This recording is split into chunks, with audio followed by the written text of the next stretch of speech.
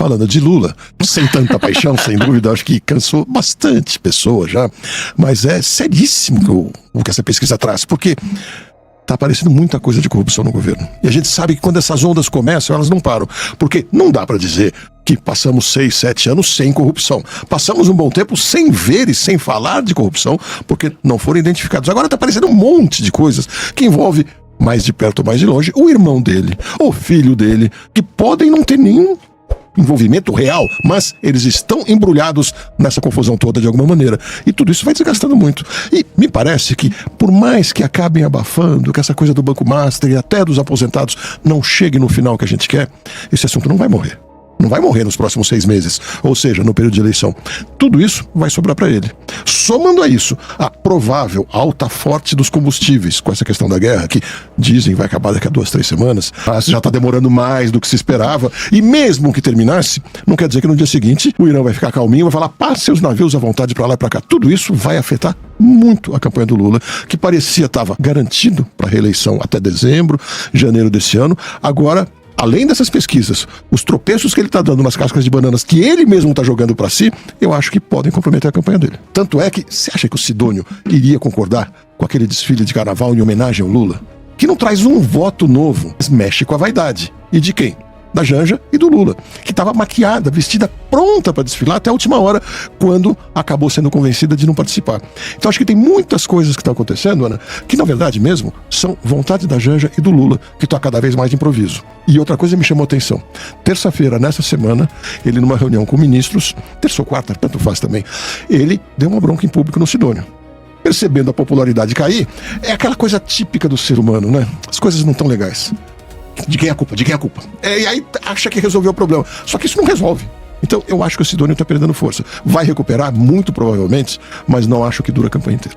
As pessoas veem o petista como alguém que quer a população dependente do Estado. E aí, Diogo, eu acho que a gente entra, talvez, na principal diferença do que a gente chama hoje de esquerda e direita no Brasil, né?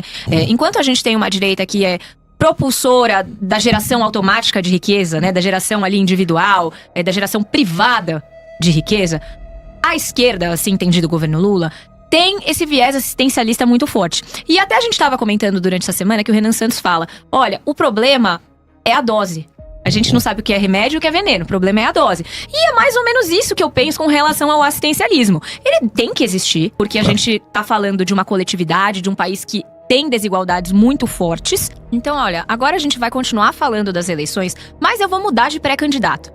Porque o Renan Santos tem ganhado a preferência de grande parte dos jovens e numa pesquisa recentemente realizada, alcançou quase 6% das intenções de voto.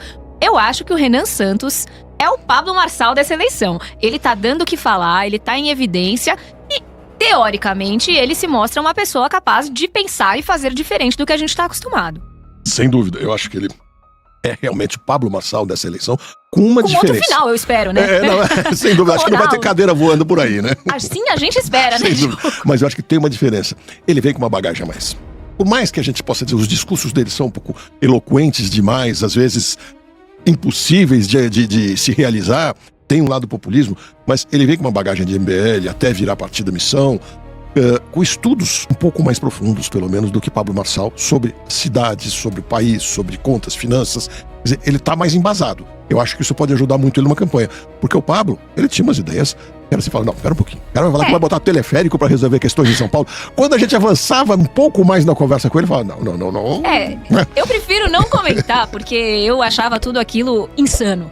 Mas a verdade é que o Renan Santos, eu acho que ele tem duas vantagens muito grandes. A primeira é, até pela trajetória dele, ele não tem rejeição. A rejeição dele é muito baixa.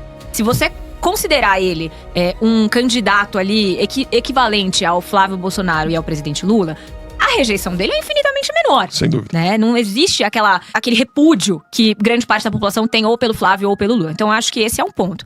E o segundo ponto é que a gente sabe que a maioria das pessoas tá exausta da polarização. Então é um cara que, de fato, vem tentar quebrar isso, de alguma forma, né? Eu acho que existe uma série de desafios que ele vai enfrentar, seja pela questão da própria máquina pública, porque Flávio e Lula vão ter muito mais tempo de televisão, tem muito mais dinheiro pra fazer campanha, mas eu vejo ele como um candidato a fazer algo diferente, talvez mais forte do que o próprio Ronaldo Caiado. Talvez. Posso fazer uma ressalva só na sua fala?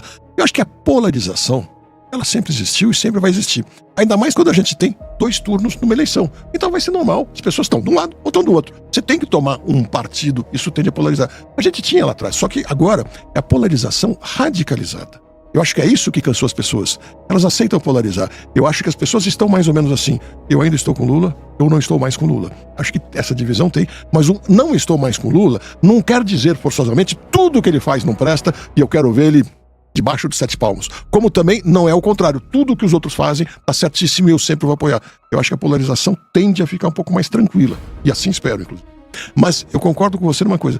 É ele ou Caiado? Um dos dois vai crescer. O Caiado, se conseguir trazer o discurso dele de mais sensatez, mais ponderação, de experiência, porque experiência, dá pra dizer que ele tem, no mínimo, tanta quanto o Lula. Mas ele tem uma aceitação muito grande em Goiás. Não sei se as pessoas estão dispostas a ouvir o que ele tem para dizer. Mas se não for isso, essa fala mais intensa do Renan, que fala muito bem com os Muito jovens, bem. vai ocupar esse espaço. Mas eu acho que a vida do Flávio não vai ficar tão tranquila quanto tá parecendo ser até agora. E assim, né, eu vejo grande parte da população jogando o seu voto no antivoto. Então, as pessoas elas já partem da premissa de que é Lula ou Flávio Bolsonaro e elas acabam desconsiderando votar, por exemplo, nestes outros candidatos. O que é uma besteira, porque o primeiro turno é exatamente para que você escolha de acordo com a sua convicção e, consequentemente, que vá para o segundo turno aquele que é o mais bem preparado. Então, assim, eu acho que é uma situação muito ingrata, tanto para o Caiado quanto para o Renan, porque são extremamente competentes, extremamente hábeis. Talvez até mais que o Flávio Bolsonaro, se eu puder dizer isso, mas eles não têm esse apelo da polarização. Eles não têm esse apelo, e aí até por tudo que tem acontecido com o Jair Bolsonaro, que gerou uma onda de injustiça, né? As pessoas, elas sentem que o Jair Bolsonaro é um grande injustiçado. E a forma que elas veem de fazer justiça é colocar o Flávio Bolsonaro no poder. Sem dúvida, sem dúvida. Virou um mártir, né? Pois E olha, não foi por falta de previsão, porque muita gente dizia que ao tentar enfraquecer o Jair Bolsonaro do jeito que estava fazendo o Supremo Tribunal Federal, iam martirizar ele. Era meio visível que isso iria acontecer. Ah, mas tinha que fazer alguma coisa. A mim parece que não. Eu acho que o tempo teria sido muito melhor. Mas acho que acontece isso mesmo. Então, agora eu vou dar o truco. E vai ser com Flávio Bolsonaro. Só que eu ainda acho que ele tende a sofrer um desgaste. Ou, provavelmente. O grande adversário do Lula, na minha opinião, é o próprio Lula. Você veja que quando coloca ele... É o governo. É o governo, É o tudo. É É o supermercado, Janja, é a tudo. gasolina. Supermercado. Esse é um baita adversário. Mas tudo vem nele. Independendo de quem seja o adversário nas pesquisas, ele não oscila quase nada. Se ele fosse pro segundo turno, testando com outro, ele tá praticamente na mesma posição, não sai da margem de erro. O que reforça a minha impressão que esse é o grande adversário do Lula, o próprio Lula. Mas não vai ficar assim. Ou o Lula continua perdendo força, como ele vem perdendo desde o princípio do ano, ou ele se organiza e recupera a força. Me parece que tá mais para perder força. Se ele perder um pouco mais, se ele baixar dos 40%, 39%, eu não acho impossível, as pessoas vão começar a pensar, opa, esse já está sendo descartado. Eu posso olhar para quem eu quero no lugar dele. O que você acha do Renan como futuro presidente do Brasil? Vamos espalhar as notícias para todos. E não se esqueça de deixar seu like e se inscrever no canal para juntos batermos a meta de 1000 inscritos. Obrigado e nos vemos no próximo vídeo.